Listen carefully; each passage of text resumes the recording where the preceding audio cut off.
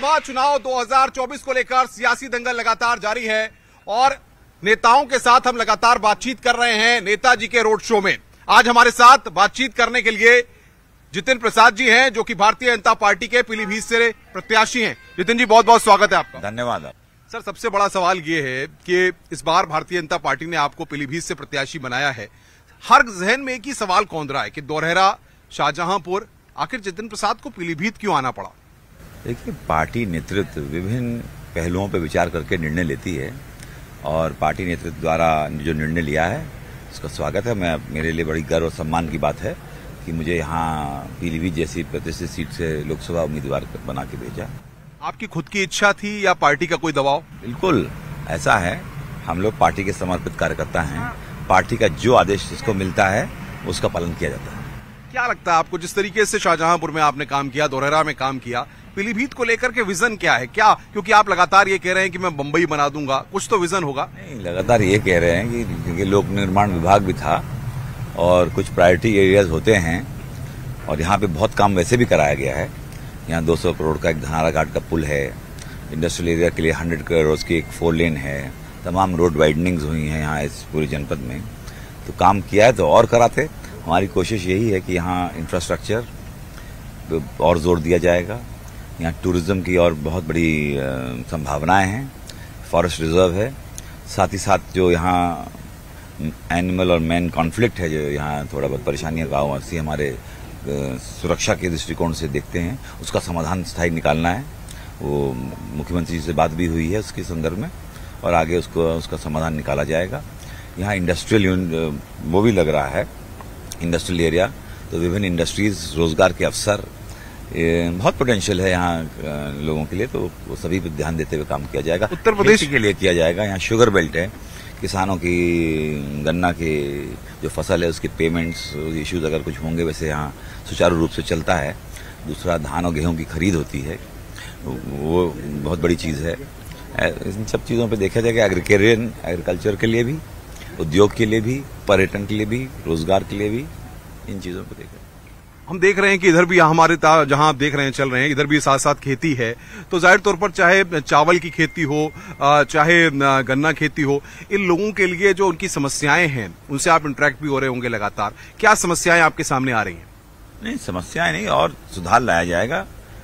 आमदनी बढ़ाने की बात हो, जो छोटी मोटी पेमेंट प्रॉब्लम होती हैं चीनी मिलों के द्वारा किया जाता है, उसको सॉर्ट आउट करने की बात हो, गेहूं खरीद शुरू होने वाली है और सुचारू रूप से चले, सही मूल्य जो है किसान को मिले, एमएसपी उसको मिल पाए, ये सब चीजें सुनिश्चित। इस शहर की पहचान जो है वो बांसुरी के लिए है, टाइगर रिजर्व के लिए है, उत्तराखंड से भी लगा हुआ है, तो जाहिर तौर पर टूरिस्ट डेस्टिनेशन भी एक बहुत अच्छी पीलीभीत बन सकता है आने वाले वक्त में।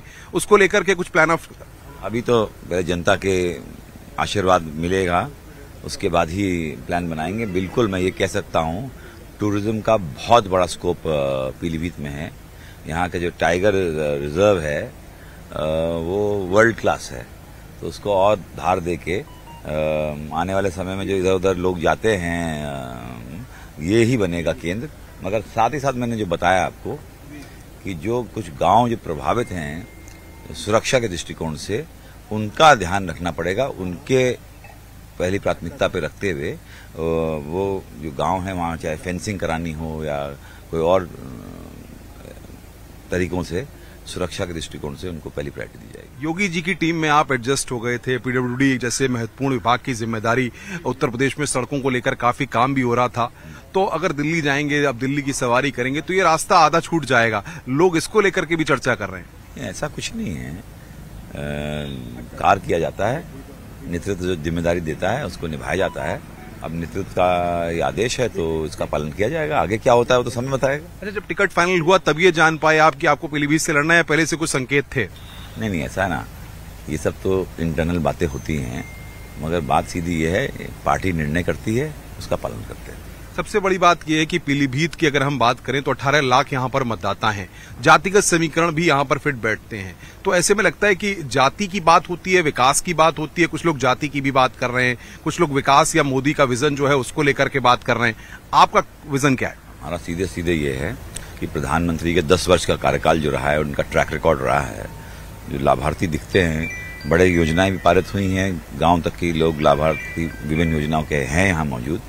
वो दिखाता है कि देश में परिवर्तन लाए हैं मोदी जी, और उनके द्वारा जो नेतृत्व दिया गया है, लोगों के स्टैंडर्ड ऑफ लिविंग बढ़ी है, जीवन स्तर में उनको बढ़ोतरी हुई है, और जो डबल इंजन चल रहा है मोदी जी देश में, योगी जी प्रदेश में, वो साफ दिखता है। तो उस हिसाब से यहाँ जनता का अपार समर्थन मिलता है। 2014 में प्रधानमंत्री बनने के बाद नरेंद्र मोदी ने पहली बार पीलीभीत में आकर के एक रैली को संबोधित किया। अपार जनसमूह, एक बहुत बड़ी भीड़ हमने देखी कि उस रैली में आई थी। तो सबसे बड़ी बात यह है कि प्रधानमंत्री की जो कनेक्टिविटी इस पीलीभीत की जनता के साथ एक लंबे वक्त तक नहीं थी, वो पहली बार आपने यहाँ पर रैली के जरिए देखी। आपने खुद देखा कि कितना उत्साह था यहाँ की जनता में कि प्रधानमंत्री का 10 वर्ष में पहला आगमन पीलीभीत हुआ। ऐतिहासिक था, ऐतिहासिक पल था। प्रधानमंत्री ने अपने विचार रखे, लोगों ने बहुत प्यार, सम्मान और उत्साह से उनको सुना। आपके एक राजनीतिक भाई हैं, मैं नाम ले रहा हूं वरुण गांधी का, वो यहाँ से सांसद रहे, इस बार पार्टी ने उनको टिकट नहीं दिया, वो प्रचार में भी नहीं दिख रहे हैं। आप बुलाएंगे उनको फोन करके कि आए आपका साथ दें? ऐसा है, इस पार्टी में चुनाव प्रबंधन समिति है और वो सुनिश्चित करती है किसको कहाँ पे प्रचार पे जाना है और किसकी कहाँ आवश्यकता है, तो उसी आधार पर किया जाता है। जो पार्टी ने आपको तय किया कि पीलीभीत से आप चुनावी रण में हैं, अब प्रचार कर रहे हैं, आप जनता के बीच जा रहे हैं, जिन बातों को आप रख रहे हैं, जनता का कैसा रेस्पॉन्स आपको मिल रहा है? बहुत उत्साहित है जनता, बहुत प्यार और सम्मान और सहयोग दे रही है, और मैं देख सकता हूं कि मोदी जी के प्रति इतनी भावना जनता के बीच में है। आप देखिएगा परिणाम भी उसी के अनुरूप होंगे। सबसे बड़ी बात यह कि युवाओं की बात होती है कि दिल्ली में युवा टीम तैयार करनी है। जितिन प्रसाद भी एक युवा चेहरा है इस प्रदेश के, कई जिम्मेदारियां इससे पहले भी आप निभा चुके हैं, कांग्रेस में भी आपने कद्दावर तरीके से अपनी जिम्मेदारियों को निभाया है। तो भारतीय जनता पार्टी की जो वर्किंग है, जिस तरीके का स्टाइल ऑफ वर्किंग है उसमें, और मोदी जी की जो अप्रोच है देश के लिए, उसमें आपको कैसे एडजस्ट कर पाते हैं? नहीं, एडजस्ट बिल्कुल। ये पार्टी ऐसी पार्टी है जो चुनाव हो ना हो जनता से लगाव जुड़ाव रखती है, शीर्ष नेतृत्व से लेकर आम कार्यकर्ता तक। और मोदी जी का जो नेतृत्व है इतना विजनरी है और इतनी मेहनत करते हैं प्रधानमंत्री जी, ये देश ने देखा है। तो मेरा सौभाग्य है कि उनके सानिध्य में काम करने का अवसर मिल रहा है, और हम लोग जो हैं जो देखते हैं कि जनसेवा कैसे की जाए। भारतीय जनता पार्टी और प्रधानमंत्री जी का नेतृत्व वो माध्यम है जिससे आप जनसेवा और देश की सेवा कर सकते हैं।